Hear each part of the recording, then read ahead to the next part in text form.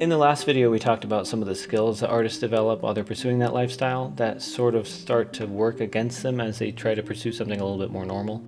But that's only half the picture, because there are just as many skills that just continue to serve you for the rest of your life. And some of them are pretty obvious, and some of them are a little bit less so. So I'd like to go over a few of those. And when I talk about artist skills, I'm not talking about like the literal techniques used in crafting that art.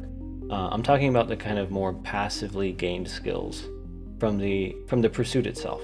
The things that you learned while you're trying to build something uncertain. So one of the biggest skills that artists develop is something that looks a little bit like entrepreneurship.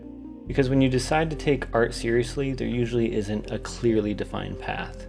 Like if you want to be a dentist, for example, you just kind of go to school, graduate, and there's probably a job waiting for you on the other side of that. And art's not really the same way. And even if someone ends up going to like an art school or a music school, those can be really great for building technical skills and especially community. But there's still no guarantee of a job on the other side of that, or it's unlikely that there is in the way that you imagined. So instead, artists typically end up giving themselves their own education. You learn how to create opportunities instead of waiting for them, and you learn how to find people who might need what you do, and you learn how to make a case for yourself. When I realized I wanted to make money with music, I found a really practical way of doing that was just finding cover gigs, which wasn't ideal, but it's much better than, whatever minimum wage job I would have been doing instead. And nowadays, I think it's kind of ubiquitous. Like a lot of places actually offer live music, but when I first started, it was a little bit more few and far between. But once I performed at a few places, I kind of got the idea. Like I started to understand what these people were looking for and the kinds of places that benefited from it and typically sought it out. So I would just go find some places that looked like they could benefit from live music. And I would find the owner or the manager, and I would just try to take a minute of their time. Half the time I had my guitar on me in case I needed to like prove that I wasn't awful. And I would just make my case to them about, why I thought that they should hire me, why I thought it would be beneficial for them. And so I got a lot of gigs that way. I was able to create work for myself that just kind of didn't exist before that. And that's not unique to me. That's what a lot of artists are doing in some form. You learn to build the path as you walk it. And that skill doesn't disappear just because you step away from the art world. Another thing artists tend to develop is a strong sensitivity to their environment. If something feels off, you know it pretty quickly. And more importantly, you're willing to leave. And that can, again, look like impulsivity from the outside, but a lot of the times it's just decisiveness. You're a lot less likely to stay somewhere that doesn't feel good just because it pays you well or it's familiar. And if you spent years being broke while doing something meaningful, you're usually not terrified about starting over.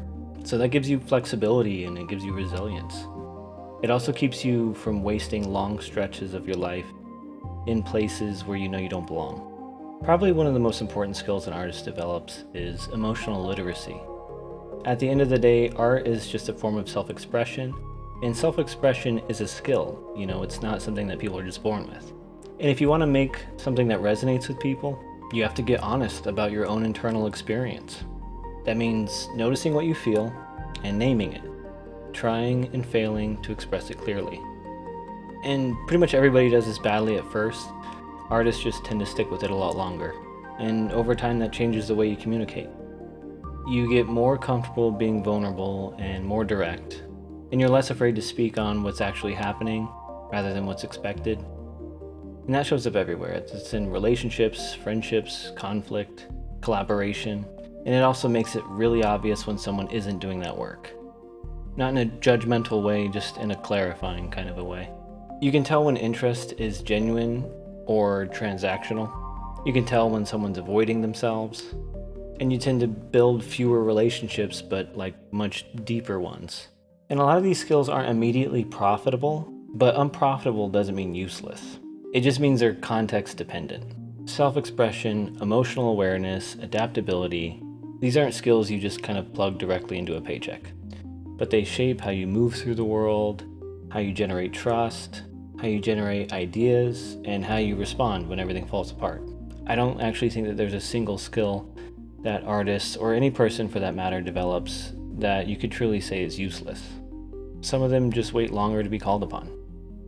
One of my favorite moments on this topic of failure in art was in the third grade, and I had an art teacher who just had dry erase markers and a whiteboard, and she draws a house, and she's like, all right, well, let's say that like you wanted to draw like a man standing in front of the house. And so she started drawing his shoe and then messed it up. And so she stopped and went, now you might think this was a mistake, but maybe it wasn't. And then she turned that shoe into like a little stone, and then above that she made another smaller one, and another, so on and so forth. And she created a little pathway to the door of that house that she made. And as a kid, that felt like magic to me. I really struggled with that before that point. Whenever I messed up, I just figured like that was it. It didn't turn out how I wanted to, and I would just like throw away whatever I was working on. But it really drove home this idea to me that there are no mistakes. There's just the opportunity to see things differently. And a lot of my favorite work that I've witnessed personally has come from people who are like reaching for perfection to capture exactly what they had imagined and then failing to get there. And it's in that imperfection that originality lives. And so if you're in this moment where you're stepping away right now, I hope you stop calling any of it a failure. Nothing you build disappears. Even if you never pick up a medium again, the way you learn to see, feel, adapt, and express yourself just stays with you. And maybe that's what you were really developing the entire time. And when you're ready, I'm sure you'll find a new way to use it.